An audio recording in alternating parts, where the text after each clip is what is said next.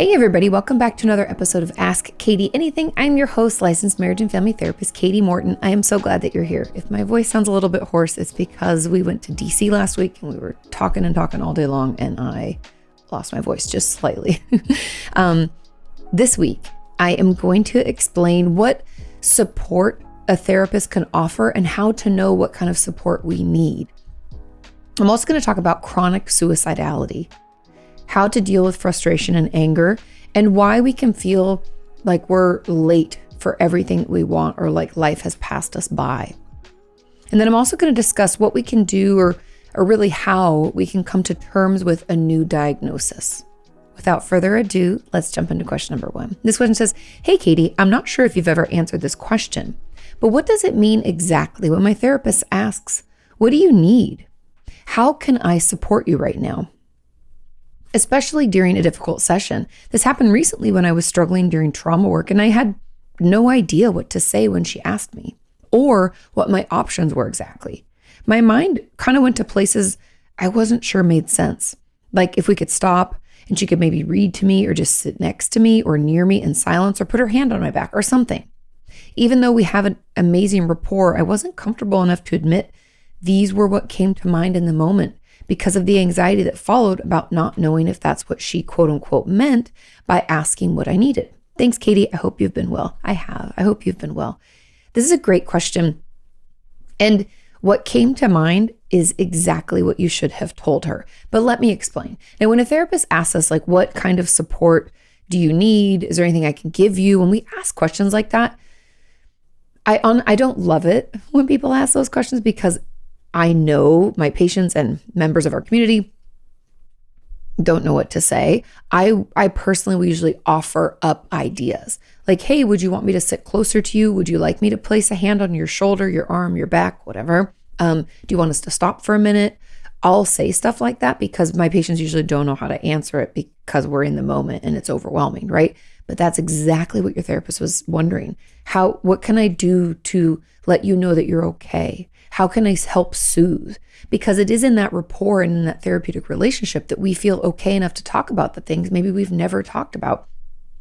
And it can bring up a lot of things, which is part of the reason why what you're really looking for and what you need is that connection, or probably what you wished a parent did for you when you were a child, like reading to you or sitting near you in silence, just being with you. Versus probably what happened, which was, I would assume, either neglect or abuse in another form. And so you're looking for that almost as a way to soothe together, to know that it's okay and that we're moving into a safer space, which is all so beautiful. And you're doing amazing work. I just encourage you to let her know that that's what you're looking for and that those are the things. Those are all things I would offer my patient. Reading, sitting in silence, stopping for a minute, putting a hand on the back. I had this weighted blanket in my office that I would offer to patients sometimes, or I had that thinking putty or silly putty stuff. She just doesn't know what's best, and she doesn't want to trigger you or make you feel worse, because some of my patients want me to put my hand on their back. Others, that will send them into a dissociative state, panic attack, etc. And so we just want to check in because we're not 100% sure what's best for you. So that's really what we mean, is anything that comes to mind. Obviously, depending on the type of therapy and your therapist, some offer physical touch, others do not, but there is never anything wrong with asking for it, okay? I'm going to say that again so you hear it. There's never anything wrong with asking a therapist for a little physical touch to help ground us, to help us feel safe and okay, and to help us soothe, okay? It's a very common need, often born out of the fact that we never got that support from our parents. So we expect it as therapists, I think. But I do know there are certain modalities or styles of therapy, or even just therapist preference, where they don't offer that. But that doesn't mean you can't ask for it. That doesn't make you weird. There's nothing wrong with you for needing it or wanting it, okay? And so when a therapist says, "What do you need? How can I support you right now?" Those are some of the greatest, those are some of the ideas. Can we pause for a second? Can we stop? Could you sit closer to me? Could you sit farther away? Could I just have a minute to compose myself? Could I get a glass of cold water? All of those are things to ask for. Do you have any fidget toys? Could you touch my back? Could you touch my arm? All of those are fine. That's what we mean when we ask, because we're just not sure and we don't want to make it worse, okay? Let's move on to question number 2. It says, hey, Katie, can you talk a bit about chronic suicidality? I know it's a heavy subject, but I found that there's very little information out there about starting to address or manage it. Thoughts of ending my life are comforting to me, and I find that I automatically go there in response to any uncomfortable or upsetting thoughts. As a result, these thoughts can be almost constant. As much as they help me, I know they're unhealthy to rely on so much. I appreciate what you do, and any suggestions you might have would be really useful. Of course. And it's a bummer that people don't talk about this stuff more. I am just in full candor, trying to work more with YouTube to ensure that content about this gets pushed out, because when I create content about things like suicidality, it gets suppressed, it's not monetizable, and it doesn't reach as many people. And I don't even care about the monetization so much as that it doesn't reach people. And you can understand when something's a business like YouTube, when it's not monetized, they don't want to push it out either, because that means they're not going to make money off of it. So we are working on it, okay? But to answer your question, my thoughts, okay, it's very common for suicidal thoughts to be comforting. And for any of you who are like, what? Why? Consider this. Consider that your depression is so heavy, or your hopelessness feels so palpable that you just can't see any possible thing changing to make it better. You still think that everything's going to be terrible all the time. You have a tough time seeing any way out. Suicidality, or the thoughts of suicide, give us that out. It can be, like I said, like self-soothing, but almost kind of like a bizarre coping skill, because it reminds us that, if it keeps being bad like it is, I can just do this. And it's like that out. It doesn't mean that we want to take that out either. And I think a lot of people misunderstand that having suicidal thoughts does not mean that we're actively suicidal. There is a difference, right? But what this tells me as a therapist is that because it's comforting, that means that my whole goal in therapy for you would be, number one, to consider medication, because the depression or the hopelessness is so heavy, so ever present, that we need something to at least lift us out of this. If you don't want to be on medication forever, I totally understand, but this is kind of dangerous. And so we want to help you feel better. This feels shitty. Nobody wants to feel that way, right? So medication, but then also my goal would be for you to notice the way you talk to yourself and try to spark some hope. Now, what I mean by that is kind of two-pronged.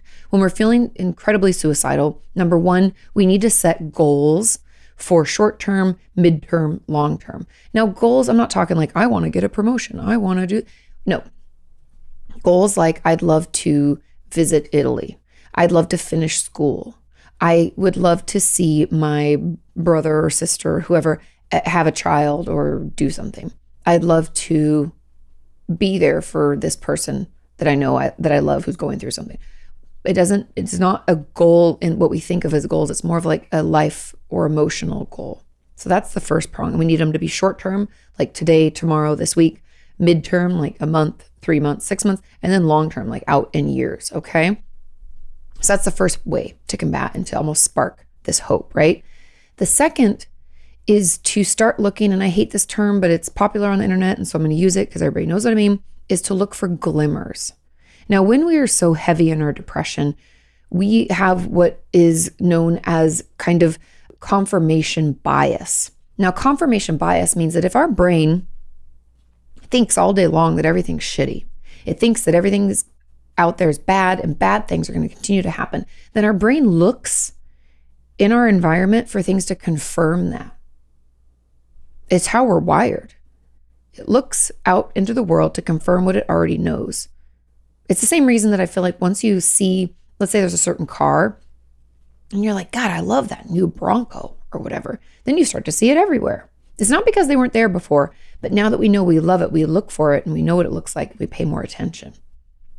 Okay, just throwing that out there. But because of confirmation bias, if we keep thinking negative things, we're only going to see the negative. We're going to not notice the positive.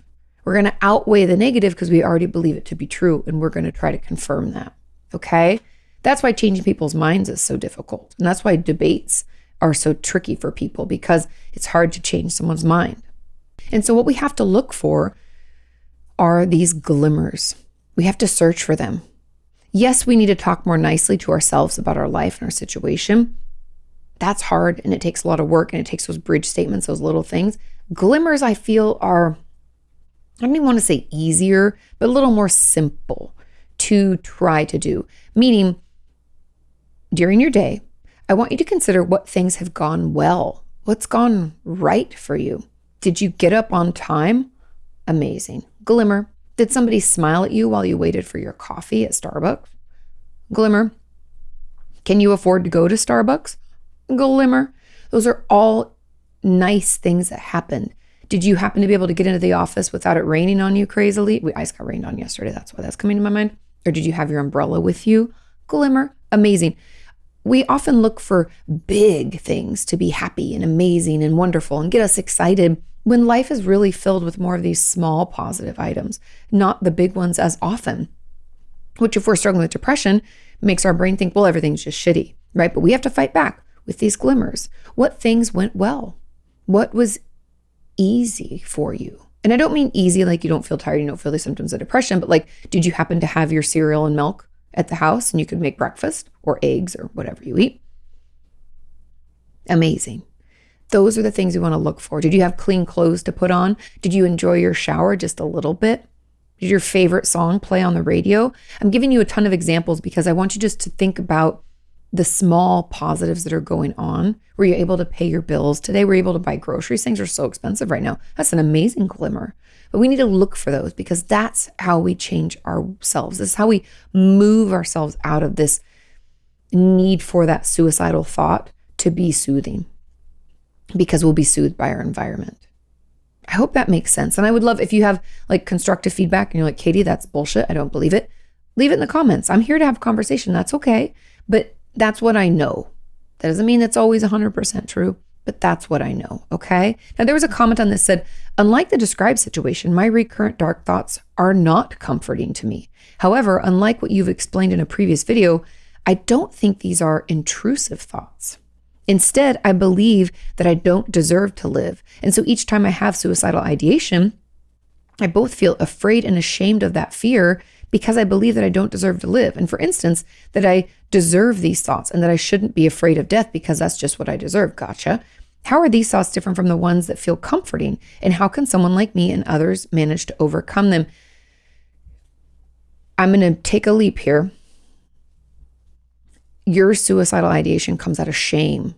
The other person's comes out of a dysregulation and a need for soothing, hence why it's comforting. For you, it comes out of shame. And so because we believe something's inherently wrong with us, we're broken, we're bad, everything about us is just terrible, that's why we're having them. So it's a different root. It doesn't mean that we couldn't use some of the same things. Glimmers would still help. However, in your case, I don't know if you're in therapy, but I cannot encourage you enough to get into therapy because I would assume, I'm jumping to conclusions, but I would assume that you have some abuse in your past or trauma in some form, hence why you feel like you're deserving. And maybe somebody told you that when they were abusing you, like you brought this on yourself. I've heard that from a lot of my patients, whether it's physical, sexual abuse or neglect or emotional abuse. Like if you hadn't come in here right? There's a lot of things that people can say and do to us and make us feel like it's our problem and our fault and that something is wrong with us. And I'm here to tell you that nothing is wrong with you. You're amazing as you are. I know you don't believe that. I can't just say it and fix it. I wish I could. My job would be so much easier. But in truth, what we need to consider here is to doing some of that trauma processing. And medication can also help with this in the short term. I don't believe it's like a fix. It's like putting a Band-Aid on a broken bone, but it can offer some relief in the meantime. And so I really think that trauma work is going to be healing. I have a book, Traumatized, that came out in 2021. You can probably get it at your library, or if you have some, freebies on Amazon, you can get it on Audible. It's me reading it. That can be a resource if you can't afford therapy right now. I totally understand. I also have a workshop about inner child work. I also have free videos on YouTube for that as well. You can go, if you're interested in my workshops, I offer them at katiemorton.com at my website, and go to the shop and look at them. I've lowered the prices recently, so hopefully all can afford it. But anyway, those are just some of the ways that I think will get you out of this, because the root of your suicidal ideation is different, because everybody's experience is different, right? But I hope that helps, okay? We're going to have to kind of go through it to get out and to better manage them. But in the meantime, I think medication and some of the, resources that I offer could be helpful. Let's move on to question number 3. Question number 3 says, "Hi, Katie. I have a question about frustration, or rather anger. I've recently started therapy, and in my last session, I brought up the fact that I was abused as a teenager. I had never told anyone about it until then. At the end of the session, she told me that I may find I have a mix of emotions and possibly questions before our next session. She asked me to write them down, and we could look at it when I see her again. I did have a lot of feelings, thoughts, and questions. So as she suggested, I grabbed a pen and paper and I went to write stuff down, but just felt this sudden anger, like really angry. And I just gripped my pen and scribbled like a toddler would, only with a lot more frustration. I felt so childish, but after I felt calmer and had the thought, whoa, what was that all about? And I went on to write my feelings and thoughts. Why did the anger feel so intense just before I started writing, despite being okay-ish just seconds before? Could that sudden rage I felt be younger me? It's like you read my mind. Even though I was a teenager and not a child, processing what happened, or just me feeling frustrated? Why did it feel so childish but so good at the same time? Sorry for the weird question. Thanks for all that you do." That's not a weird question at all. Anger is, I wish I was better at creating videos about anger, because people never seem to be interested in them and they don't do well. So I haven't created a ton over the years. But anger, it is the most powerful emotion that we have, and it is incredibly helpful. I don't like it either. Makes me super uncomfortable, feels very out of control. But when I tell you that anger is single-handedly our most powerful emotion, it can be through the experience, but also through the story it tells or the identification that it offers. It's just so helpful. Anger tells us where hurt is. And hurt is one of those things that makes us feel vulnerable. It makes us feel raw. It makes us feel sometimes icky. And so we don't want to express the hurt, and anger comes to protect us, right? It's the first one there. Yeah, on the scene to be like, fuck off, all you. I don't have time to deal, right? And so anger is protective and powerful. And the reason it came out for you is probably because when you were abused as a teenager, we often think as a teenager like that we're not children, but we very much are. Just so you know, we don't have a ton of resources. We're newly independent, if you can even call it that. If we have our license and we're driving, or we have a job that gives us a little bit of independence, we're still hugely dependent on our parents. We're also incredibly uncomfortable in our bodies and developing and figuring out who we are and who we like and what we're about and all of that stuff. It's a very transitional time. It's almost like when the Hulk, I don't know if you guys ever watch any of the Marvel, the Hulk type of films, but when Mark Ruffalo, who plays the Hulk in newer films, is starting to become him, I feel like it's like he's ripping his shirt's ripping, and he's making noises, and I feel like that's teenager land. Is that ripping, uncomfortable, like we're busting out of ourselves, but we don't know who we are yet. We're in that middle. We're not quite Hulk. We're not quite Mark Ruffalo. We're somewhere in between, right? And so when this happened to you during that time, you probably felt very vulnerable, very hurt, and very out of control. And you never felt safe, and I'm hypothesizing here, safe to express anything about it. You might have blamed yourself, hello shame, guilt, embarrassment, all the things that come along with trauma. And so now that you're talking about it, you finally felt safe enough to express the rage that you feel for what happened to you. And I think a lot of that was like teen you or younger you expressing it, being like, are you fucking kidding me? I can't, you son of a bitch. How could you do this to me? Or like mad at the world, or mad at the person, or mad at everything, mad at ourselves, all of the rage. And so that's why it felt good, is because you'd been suppressing it. You hadn't felt safe to explore it or express it before. So I'm glad you had that opportunity. Your therapist is doing amazing work with you. You're working really hard. Keep it up. You will feel better. Releasing anger, expressing emotion. People often think if I do, I'm going to come unraveled. I'm never going to be able to get out of it. You just beautifully described what happens when we do tap into our emotions and we do express them. We ride this wave and we come out of it. And it's not always that we feel way better, but at least we feel some sense of like catharsis, like, oh, I got that out. At least a breath out. And so it's really great that you allowed yourself to do that. I would encourage you to do that more. You might be surprised. I think a lot of us, myself included, have a lot of pent up rage and anger.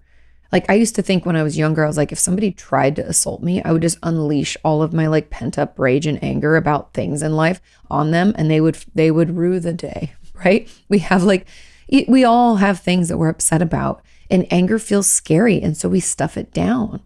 But anger is really helpful. It's protective. It allows us to feel more empowered, less hopeless, less helpless, right? And so I tap into that.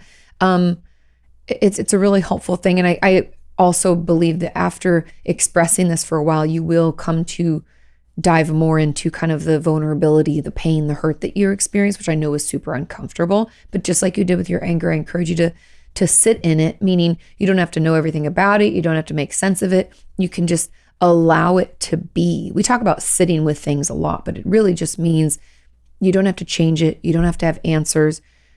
Just let yourself experience it. Try not to run away from it. Try not to distract. Don't pick up your phone and scroll on TikTok or Instagram. Instead, let yourself feel it, as uncomfortable, as terrible as it is. Give yourself a minute and you will feel a little bit better. It's that release. Our body's meant to move through emotions. We're not meant to stuff them down. That's how we get ulcers and get sick and have chronic illness. I believe a lot of chronic illness could lead to that or come from that as well. Yeah. And you might have felt childish because it could have been coming from younger you expressing all that anger from back when that happened to you. But you needed that release. So keep it up, okay? Moving on to question number 4, it says, hello, Katie and everybody. I hope you're doing well. I would like to ask how one can cope with the feeling of being too late in life, of having wasted all your life and now being too late to start over. I have failed in all aspects of life. No work, no family, no friends, nothing. And I don't know where to start, how to find the strength, and most importantly, how to restore my faith, how to stop thinking that the game is over. I was in therapy for many years, but with no great results. Currently, I need it so much, but I do not have the money to support it. Ageism and society standards don't help either. Thank you for everything you do. Wishing you and this community the best. Of course. I'm so glad that you're here and part of the community. Glad we can be here. Okay.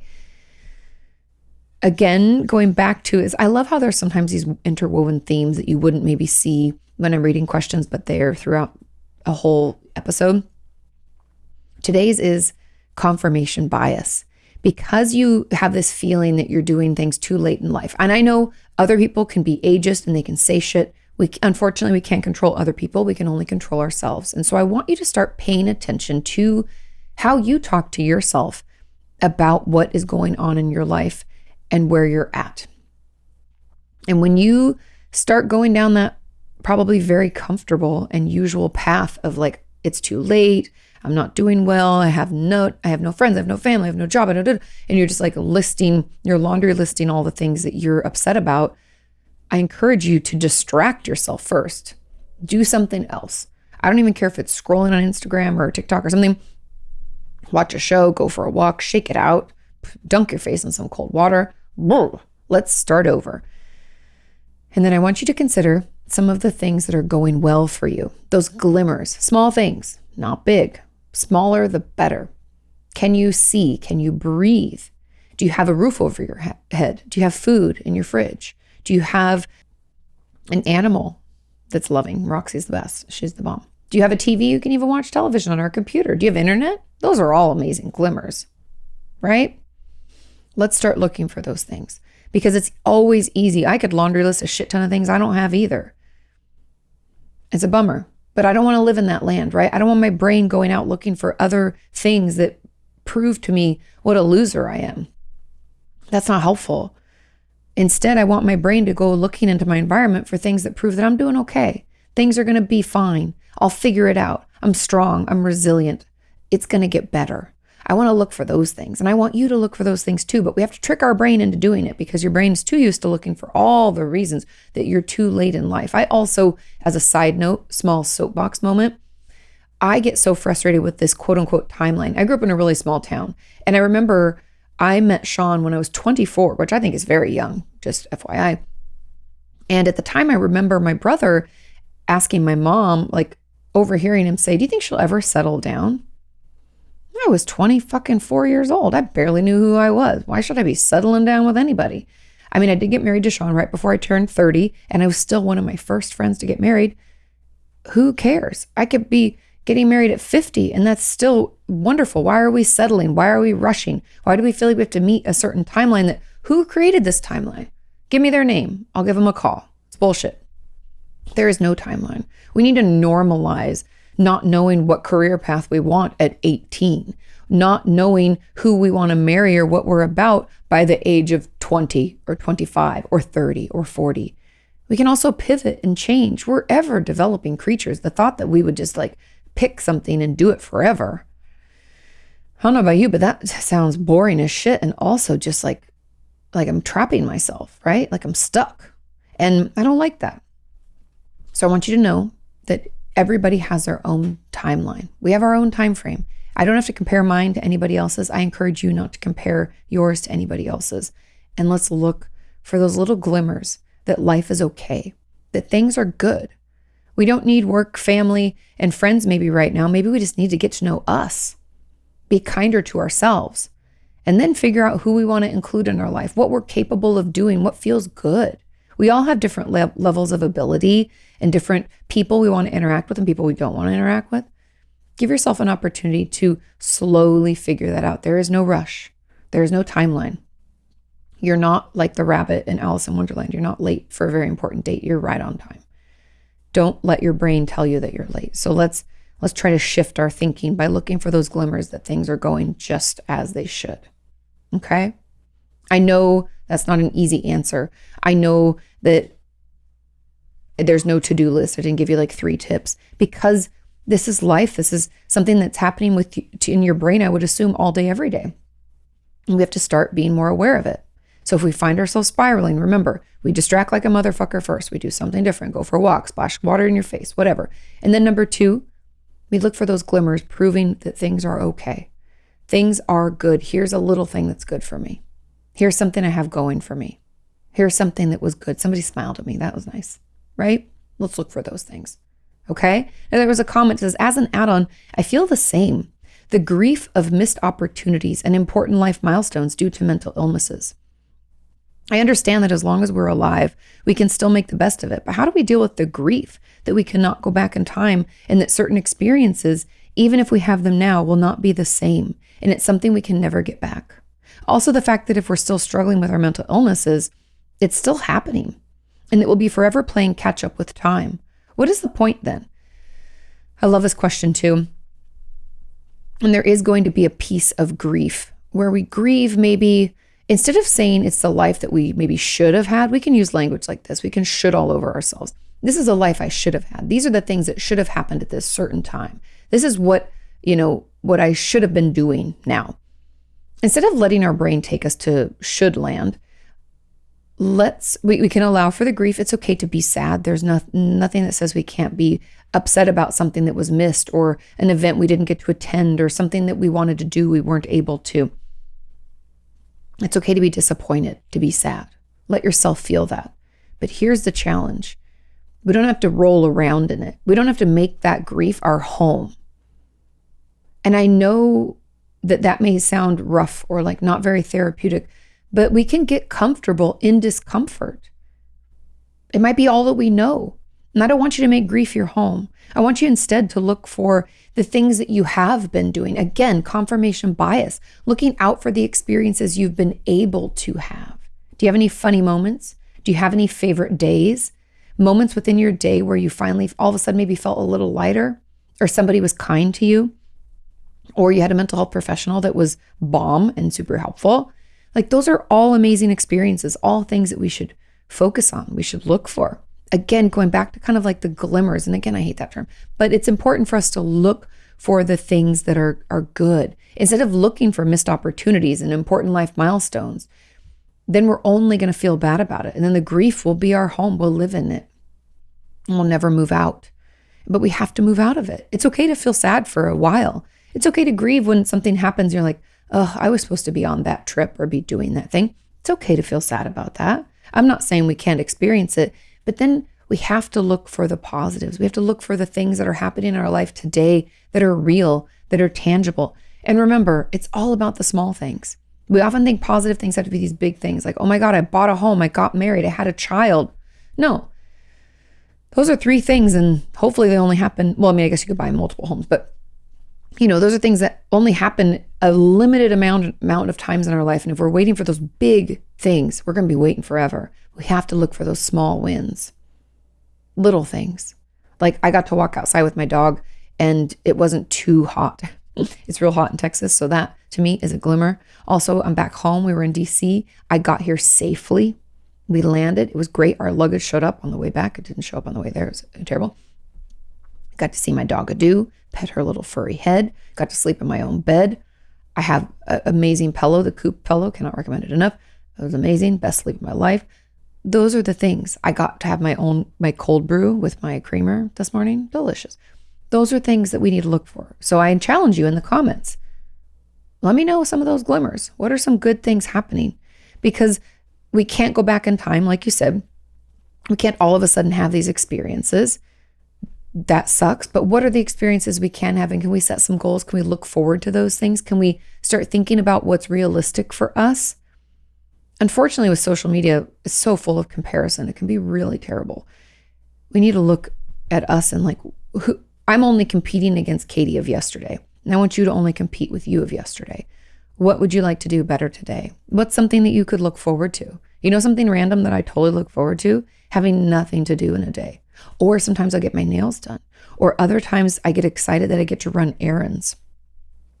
Because I'm in the car, listening to my own music. It's amazing. I got to go through the car wash today. Also amazing. Like I said, I got to walk my dog. Let's look for those things and let me know about them, okay? Because that's the point.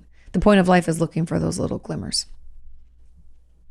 Now, the next add-on doesn't quite relate, but let's move right into it. It says, if I can risk an add-on, Katie, having been diagnosed recently with a personality disorder, unspecified, which doesn't quite help with accepting it, since I feel as if, once again, I was somehow falling in between the boxes, is it normal that I feel hopeless for having such a diagnosis? I don't see any negativity at all, other people having these kinds of disorders, but I'm so angry at myself for being like that. Nothing serious happened to me. I see nothing that would, quote unquote, justify my struggles. It's interesting you think you have to justify it. I feel as if I was nothing else than this disorder anymore, that I won't ever have a personality worth living for since mine is broken. It feels as if the disorder has taken me from the identity I have so desperately trying to accept since my childhood. Since I received this diagnosis, I have felt hopeless. I have to admit that I find myself being in a very dark place mentally, and I'm ashamed because it scares me. Am I a bad person for thinking like that, in your opinion? Do you think I can work on accepting it and maybe someday see hope in the future again, despite this diagnosis that I feel betrays the person that I am?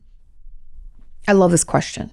And the short answer is that getting a diagnosis, just hang with me, getting a diagnosis does not change who we are.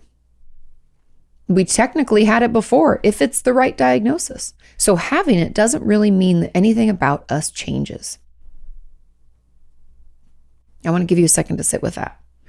Because it'd be like me having pneumonia and I'm at my house. I haven't gone to the doctor. And I'm sick for like weeks and it's bad. I can barely breathe. I'm walking around my house. Whoa, it's terrible. And then I go to the doctor and they're like, you have pneumonia. Now, if they just say you have pneumonia and they send me home, guess what? I still fucking have pneumonia. It's still the same thing it was before. Nothing changed about me by getting that diagnosis. The only thing that can change is through treatment, is through us figuring out what that means for us and how we would like to move forward with it. Meaning that if an unspecified personality disorder, which I agree is a very shitty diagnosis, I don't mean it as like it's a bad thing. I just hate these unspecified, these like catch-alls where you have like a few symptoms of everything. It can feel very uneventful, almost like it's a diagnosis of nothing. And that can be very painful. So I wanted to first give yourself time to grieve that, or to feel through your way through it, to learn as much as you can about the symptoms that you feel affect you, not this diagnosis. What are the symptoms that are bothering you? What are the things going on? Do we have maybe some splitting behavior like BPD and we don't like that? Do we maybe not really like people being around us and we maybe like from avoidant personalities, or maybe have a little bit of that? Like, I don't know what symptomology you're struggling with, but let's, instead of focusing on the diagnosis, let's focus on that, because that is actionable. That means we can move into the treatment and the things that maybe bother us. Am I saying something's wrong with you and you're broken? Absolutely not. Like I said, nothing has changed about you. We just now have this like anticlimactic diagnosis that doesn't really tell us anything. So I want you to take some time. My homework for you is to take some time to figure out what symptoms are bugging you and what you want to work on. And I encourage you to bring that into your next session. I'd assume since you got diagnosed, you're seeing a therapist. Bring that in. I want to work on these things. These are the things that bother me the most, because that gives us action. And I find it's in the action that we can feel more empowered. A sense of hope comes back. We feel better about our future, more, not so helpless, more empowered. And so let's focus on that. Bring that in. These are things I want to work on. This is how I think, make me feel better. There's nothing wrong with you. You're not a bad person for thinking like this. It's tricky to get a diagnosis that feels very like it's nothing. But remember, it doesn't change you. You're still you. We just have this term to put to it, and I want you to figure out how that affects you. What do you want to work on? And let that guide you through, okay? Final question number 5. Now, this one's a long one, so just bear with me, okay? It says, "Hi, Katie. I'm appreciative of you and this channel, and thank you for helping me understand myself better." Of course, I'm so glad I could be here. It says, "Please continue to be awesome. I'll do my best. I find myself thinking a lot about my therapist in between sessions, not in a romantic obsessive kind of way, but rather constantly thinking how I can do better and communicate better with her." Interesting. "In my culture, growing up, we were taught never to talk about emotions, that they exist, how to pay attention to them, describe them, or deal with them. Parents are authoritative figures who provide all the necessities, have a strong influence over all aspects of our lives, such as schooling, romance, and career, but may not ever think to ask what we want or what we need. We were not really provided with choices growing up. I never really ever picked out my own clothes or food until after I graduated from college and started working. I believe my parents did the best that they could, given the way they were brought up and given our cultural background. Of course, that's how a lot of families are. And reading what I just wrote sounds worse than it really was, but it wasn't really all that bad. And it wasn't like I felt anything negative at the time. They were loving in their own way, but I never did receive a hug from anyone. That is wild. Until when I became an adult, and it wasn't from my parents. Now as an adult, I find it extremely difficult to be able to feel my feelings or be able to describe or communicate my needs and make genuine or deep connections with others. Of course, you never got to do that as a kid, right? I do think I lean towards people pleasing because your parents were authoritative. Totally makes sense. And I try to avoid conflicts as much as I can at my own expense. I get extremely uncomfortable when others are nice to me, and I feel like I cannot return the favor, or not to the extent that I feel like I should. At work, I can step out of my comfort zone in order to do what is necessary for the people that work for me. This means doing what is right rather than what is comfortable. I'm proud of you. But as someone who tries to never rock the boat, I end up burning out because despite doing the right thing, after work, I get really critical of myself, and it really worsens my depression and anxiety, I can imagine. I have now changed my work situation, and I'm at the point where I want to explore a bit more about my emotions and where they come from. In particular, to better understand my maladaptive coping skills and how to better manage them. My therapist is great, and she is the therapist I've had for the longest, and I feel more comfortable talking to her than any other therapists. However, she is a GP, a general practitioner, who focuses on talk therapy. So our work has mainly been focused on the practical skills such as CBT. And I've also been referred to a DBT group to learn to better manage my needs to self-harm and my suicidal ideation. What I'm currently finding challenging is that my therapist seems to lean towards the here and now. That's CBT, that's why. And not so interested in exploring past experiences. I do not think CBT/DBT alone is going to help me understand myself. And I'm hoping that I can just do more of the talk part in talk therapy to just flush out past experiences. There have been instances in the past where I told her that I struggled to be able to communicate to her some of my feelings, emotions, and pain. And she suggested that maybe it's not so important for her to know exactly how I feel. What? But to find ways to help me better manage those feelings. That's not the therapeutic. We'll talk about that. Although intellectually, I know another person can never feel the things you feel, I still want to be able to talk about my emotions or describe my struggles to her in order to establish some sort of connection. I agree. Plus, don't we do the same with physical pains? Describe them in detail? You are correct. So our doctors can diagnose properly and understand the severity? Yes, yes, yes. I feel the need for her to really understand the extent and impact of what I'm going through. I do not want to change therapists or modalities, but I also do not know how I can bring this up with my therapist, as I'm afraid she'll refer me out or that I'll disappoint her. Look at that, people pleasing coming through. I'm not sure if it's because she's a GP and she's more comfortable sticking to CBT as opposed to digging into the past. I also don't want her to feel bad if it's because she feels she's unable to help me that way. Do you have any suggestions on what I can do? Thanks again for all you do, and sorry this is so long. It's okay. The context was helpful. Now, I completely understand the need to express emotions to our therapist and have her hear them to feel seen, heard, and understood by her, right? I would let her know. I know you kind of already have tried to express, but we need to let her know what we're wanting.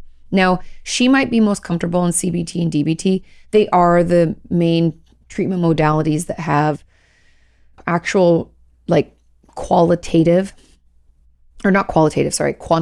meaning numbers. Like you can actually track the progress in CBT and you can say, yes, it works. And here's how, and we can see this progress. Unfortunately, because of that, it tends to be kind of the medical, what I would call the most medical type of therapy model. It doesn't mean it's a medical model, but it means that they usually prefer to use it. Okay. And that's probably why she's probably been taught in that most. But what that doesn't mean is that she can't do other things too. And so the way that I would probably express it to her is to say something to the effect of, growing up, my parents never really expressed much emotion. And if you're still in your same area, I assume she grew up in the same culture as well. So you can just kind of tell her like you told me, I never even was hugged until I was an adult. And it wasn't even from my parents. I don't remember being hugged by them. They did the best they could. I love them very much, but it wasn't a very expressive place. I never felt like I could talk about how I felt. And I would like to be able to do that here more. I know you don't, you want to push me out on ways to better manage them, but I need to learn how to express them and sit with them. Can we work on that a little bit as well? That's what I would say. So write some things down, make that your own and say it to yourself so many times that you feel like when you're in session, you won't blank out. I do that too. We all do boo, you forget everything and don't say what you need to say. Practice saying it to yourself over and over and over. And you can even write it down and just recite it so that you get so comfortable, you could almost say it in your sleep. And then I want you to let her know, because what you're asking for is very normal. It's to be expected, especially when you grow up in that kind of culture. If she is also in that same culture, if you still live in your same area, I'm not surprised CBT is what she uses. It would be more comfortable. Probably you have to think of other people might not realize that they need to do that. You have amazing insight about your situation and what you need. That's wonderful. You don't realize how big of a deal that is. So give yourself a little kudos there. You know what you need. And a lot of people in your community probably don't. And CBT is a little bit easier for them to probably navigate therapy, right? But you need more. So let her know. Say, this is helpful, but I need this. And be specific. She's not going to, tell you that that's terrible. She's not going to say that's why. It's a simple thing you're asking for. I also don't believe she's going to refer you out. You can even say, I love working with you. You can, put that in there to kind of try to solidify your relationship and say, I love working with you. I just need a little bit more of this because I never got to do this as a kid and I'd like to learn how. And then the second piece that I want to encourage you to do is journal. Yes, it will be helpful and healing for you to say how you feel to someone else and have them sit with you and hold that space for you to feel all the feelings. Amazing. But you can also do that on your own in journaling. How are you feeling today? What came up for you? Can you just jot down what comes to mind? No judgments. No one's going to read it. I don't even care if it makes sense or if it's spelled right. Just get it out and see if that helps too, because that gives you another outlet, another place to explore emotions, explore what's coming up, what you're going through. Dark thoughts, good thoughts, bad thoughts, all the thoughts. Try to write them down. And if you don't know the emotions you're experiencing, you can look at the feelings wheel. Go to feelingswheel.com. You can pull it up. It's helpful. And you can, take a look at that so that you can better maybe describe or identify what's going on. But those are all ways forward.